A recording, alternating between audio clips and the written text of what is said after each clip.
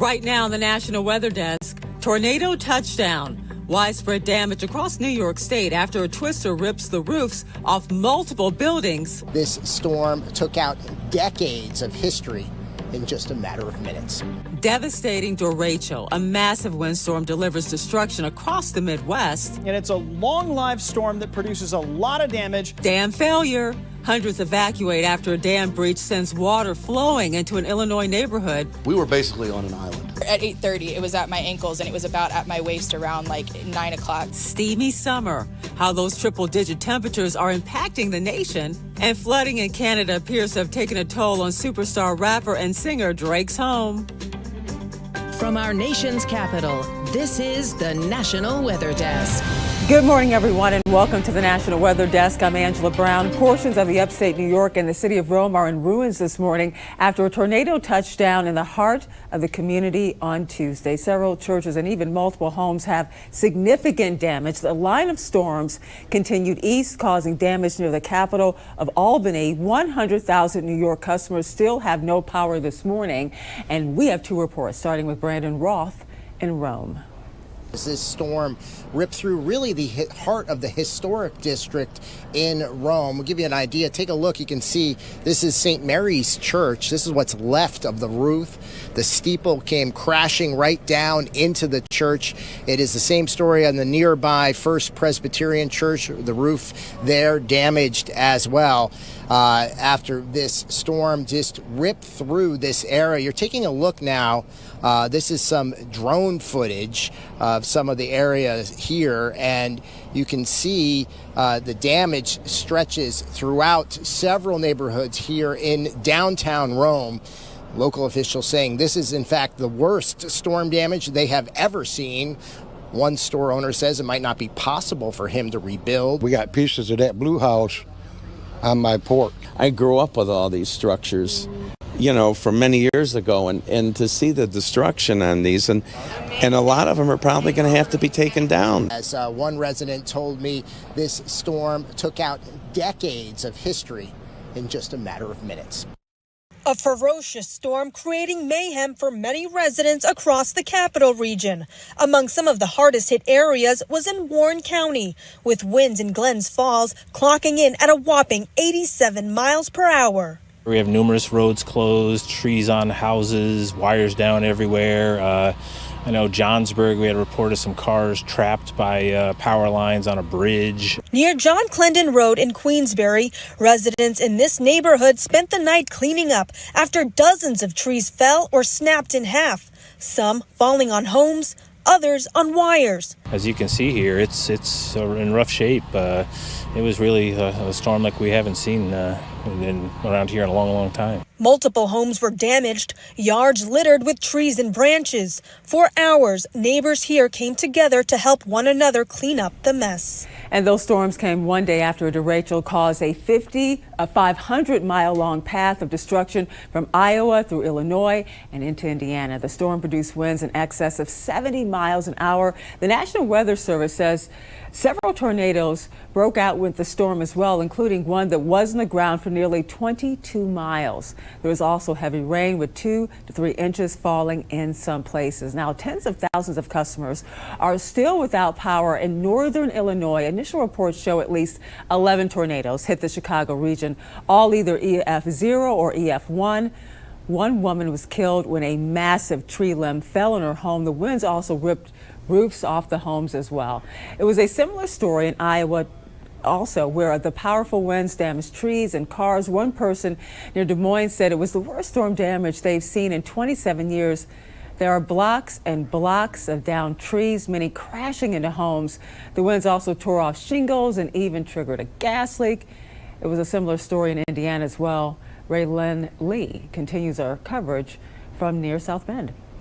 It was very loud. You could hear the wind whipping around and everything. Down here, you're kind of in a bowl. Nick Feldman says he was awakened by his 4-month-old and was curious to check on the storm. Little did he know what he would see when he looked outside. Perfect timing. I just saw the shed get picked perfectly up and slammed against the ground, and it was one of those oh no moments, and there's nothing you can do. Even with steel cables anchored to the concrete, the shed stood no chance, but Feldman was surprised to see the items inside were left untouched. Not a single thing inside the shed moved. Everything stayed put. It just picked the shed up, and that's really the only damage we had. In retrospect, Feldman says he and his family should have gone to the basement, but he says everything happened so fast, and by the time he knew it, the damage had already been done. We got very, very fortunate compared to a lot of people out here. We had power the entire time. So, yeah, we were very lucky. But others in the area can't say the same. That thing came down and it shook the whole house, and I've been up since then. That was around 1:30. Overall, Monday night's storm was a very scary experience. In southern Illinois, all that rainfall led to a dam failure in the small town of Nashville. Hundreds of people fled their homes as the water rushed into that neighborhood. Carson Gordy has details. Residents were forced to evacuate their homes. Officials say residents reporting water in their homes as high as waist deep, and one resident requiring rescue. In total, 200 residencies were considered endangered in risk of flooding. At this time, officials say evacuation is complete and there were no significant injuries or deaths reported. Nashville homeowner Chad Bullock lives right next to the city's reservoir dam. This is not the first time he's dealt with overflows. Water poured down the slope and into his home, flooding his basement with several feet of water. His children's clothes, his laundry equipment, and other accessories are destroyed. Bullock says his insurance doesn't cover flood damage to his house. Water poured down the slope and into his home, flooding his basement with several feet of water. His children's clothes, his laundry equipment, and other accessories are destroyed. Bullock says his insurance doesn't cover flood damage to his house. You're gonna move? Yes. Yeah, for sure. This at least the 5th or 6th time that we've done this, so we're ready to move on. The storm that went through the region on Monday is now confirmed to have been a derecho. Meteorologist Marshall McPeak takes a closer look at the storm's track and gives us a better understanding of derechos. Monday night, storms began to develop in Iowa, and they very quickly strengthened as they moved through parts of the Midwest and the Great Lakes. Along that line, multiple tornadoes have been confirmed, some of those in the Chicago metro area. Many more reported along that bowed line as the storms moved through parts of Indiana and Illinois. Now, they weakened and broke apart before they made it all the way to Ohio. But this was a very specific type of storm. It's called a derecho, and it's a long-lived storm that produces a lot of damage, mainly from gusty winds and tornadoes. Now, a similar storm came through parts of the Midwest and the Ohio River Valley in 2012, did it again in 2022. Now, a derecho has a very specific definition. This is according to the National Weather Service. The storm needs a swath of wind damage that lasts for at least 400 miles. The line of storms has to be at least 60 miles wide, and the storm has to produce wind gusts of 58 miles an hour or more along most of its length. Here's the other part. It has to have gusts spaced and separated along the length of 75 miles per hour or more. So this system met the definition.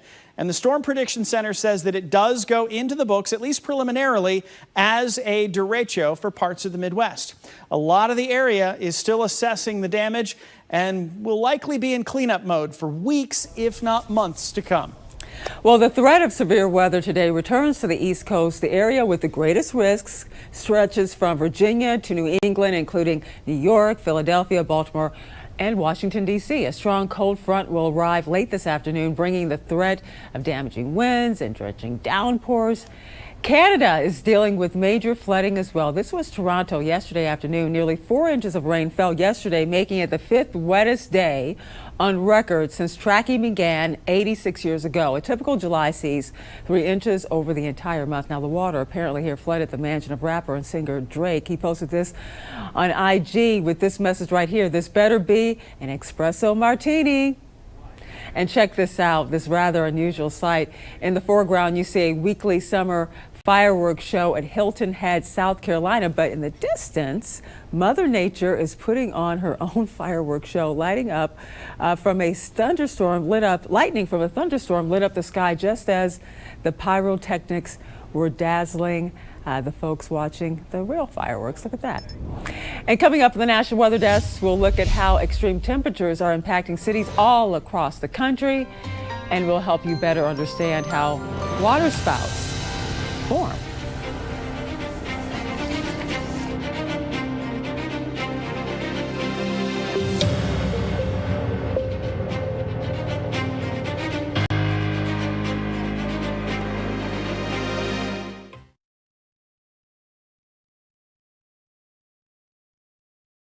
I'm meteorologist Charlie Lopresti with Look at the Northeast. More hot temperatures and thunderstorms. That's going to rule our weather forecast again today in the Northeast. Here we are during the morning hours with a lot of hazy sunshine out there. Temps will again surge into the 80s and 90s. The next line of thunderstorms, kind of like yesterday, will get going in New York first. Some may become strong to severe with damaging wind, the primary threat again.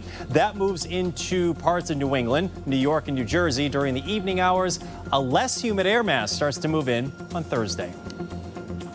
I'm Chief Meteorologist Gerard Jabali. Here's a look at the Mid-Atlantic region. Your Wednesday afternoon, not too dissimilar from what we saw on Tuesday. Good chance for showers and thunderstorms in the afternoon and evening, but more coverage here as we will get some much-needed rainfall. And we still see the lingering rainfall, at least a potential for it, through your Thursday afternoon. Drying out after that, temperatures will be still pretty hot moving into your Wednesday afternoon until the rain gets here. Triple digits, followed by some 80s on Wednesday after the rain, and then much cooler for your Thursday. Good morning, I'm meteorologist Charlotte Carl. Here is a look at your highs for this afternoon. We have 90s for the most part, some areas dipping into the upper 80s. Not much relief from that heat though, although we do have a frontal boundary on its way, pushing through the northwestern part of our area starting in the mid-afternoon, making its way towards the metro areas of the southeast around dinner time and the time you may be heading to bed. Don't be surprised if you hear some rumbles of thunder. Showers will fizzle out overnight.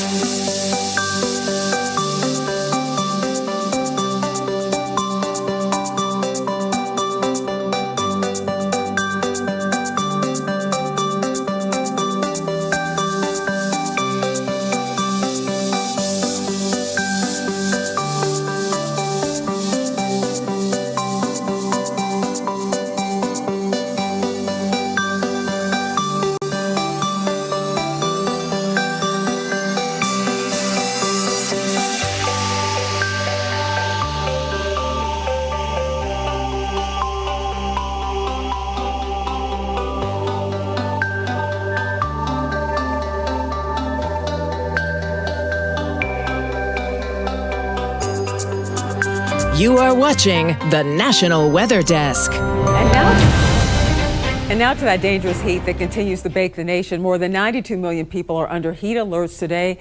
An excessive heat watch is in effect for Southern California, Arizona, and portions of Oregon and Idaho. Most of the East Coast will also be broiling again today with an excessive heat warning in the Mid-Atlantic. Audrey Mayer in Reno, Nevada, where the weather really has been brutal. Here in Reno, Nevada, you wake up and all you deal with is the heat. According to the National Weather Service, Reno broke 5 daily high temperature records in July and tied the longest consecutive streak of triple-digit temperatures at 10 days in a row. Reno also broke the record for most consecutive and overall days of 105 degrees or higher. And believe it or not, we're expecting even more sweltering temperatures in the forecast. So climatologically, our hottest time of the year is usually right around that third week of July. So we have more hot days ahead. And in fact, we are looking at that triple-digit heat returning for this weekend and probably lasting all through next week as well. And the moisture from this past weekend also playing a role, with the clouds acting as a blanket, keeping our overnight lows warmer. But thankfully, our daytime highs are now a bit cooler for now. And all of the long-range outlooks right now are pointing towards greater than average odds. So we're going to say 60 to 70% chance of it remaining above average through really the remainder of summer. And despite the scorching heat, it's actually monsoon season in Nevada. But this year, things have been off to a late start. As meteorologist Chloe Coast shows us, areas of Las Vegas recently saw what could be the start of the rainy season. Well, looks like monsoon season finally decided to show up across the Southwest. These are images from the Las Vegas Valley, and we got anywhere from a few hundredths of an inch of rain up to a few tenths of an inch of rain. And Anyone in this severe weather market is like, that's not a lot of rain. Well, when you average just over 4 inches of rain a year, yes, this to us is a lot of rain, especially on the west side of town. This was over in Summerlin where we saw some of the heaviest downpours from this past weekend. But take a look at what I'm about to show you next. This is fascinating. Blowing dust into the Las Vegas Valley. This picture captured by one of our viewers, Tyler Doss, as he was taking off from the airport.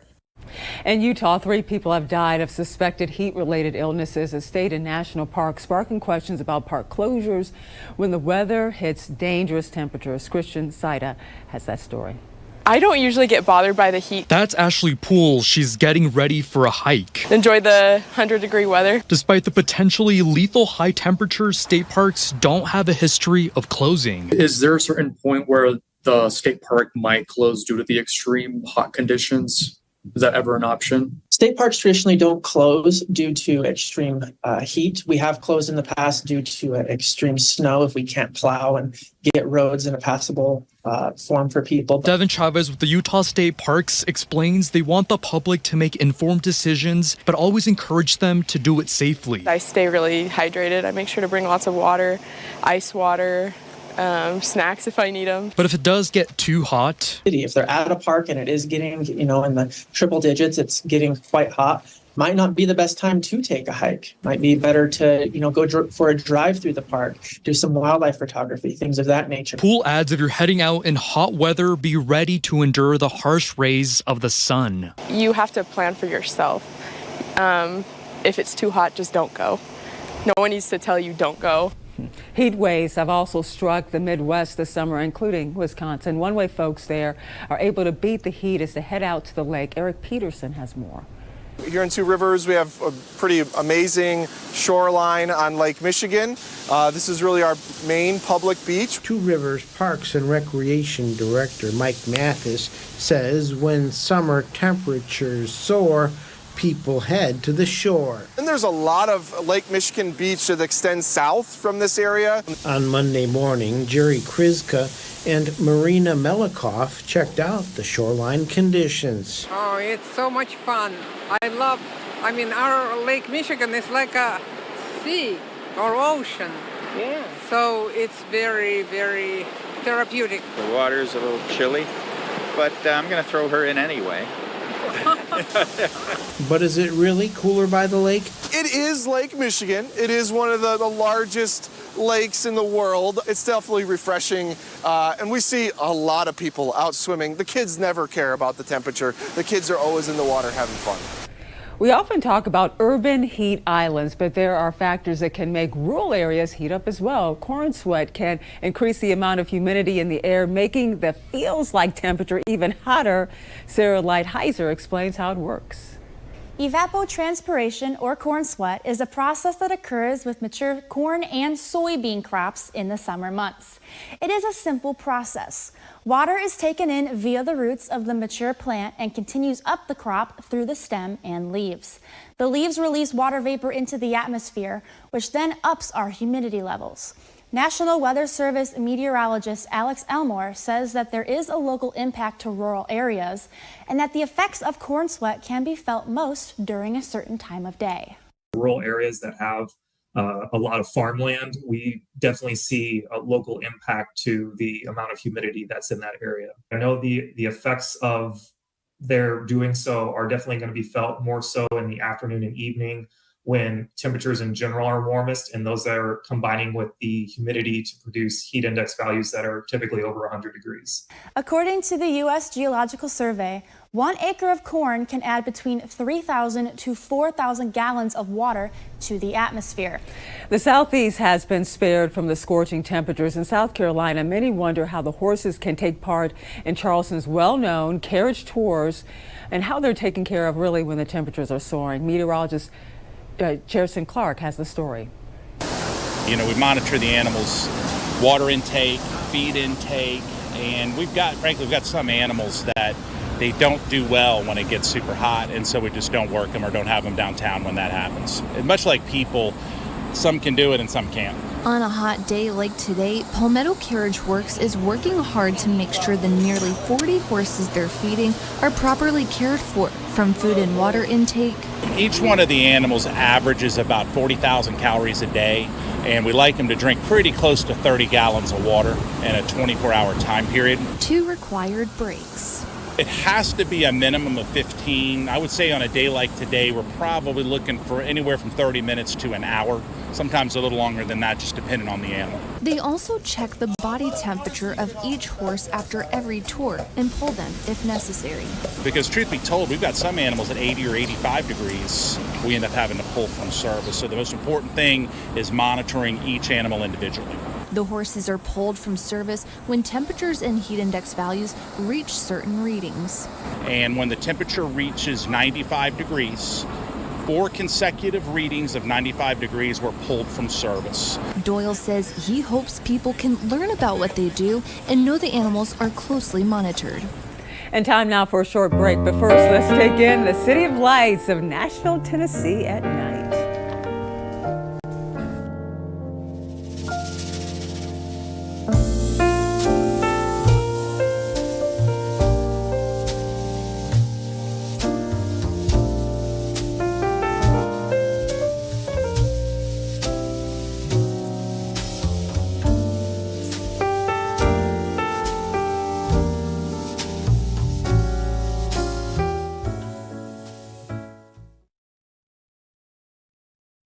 Well, a very good Wednesday morning, everyone. I'm meteorologist Andrew Buckmichael. Cooler and less humid air is slowly moving its way in across the Midwest. It's pushing our rain to the south, and it's going to be moving out of here as we move forward. But today, still some scattered rain to the south and also out there to the east.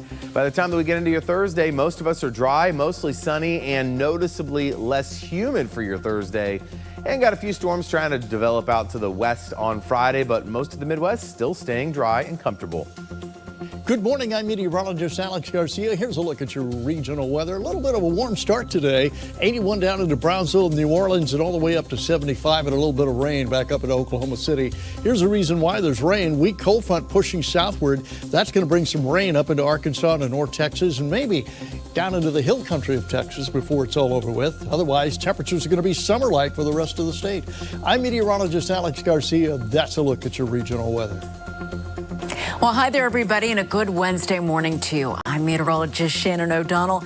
Out west, we have a lot of heat hanging on here in mid-July with 102 expected out of Boise and 111 for back to school for so many of the school districts there around the greater Phoenix area. So the heat in place, and here come the thunderstorms. Look at the storms blowing up over the Four Corners region, extending into the Pacific Northwest as we head into Wednesday afternoon.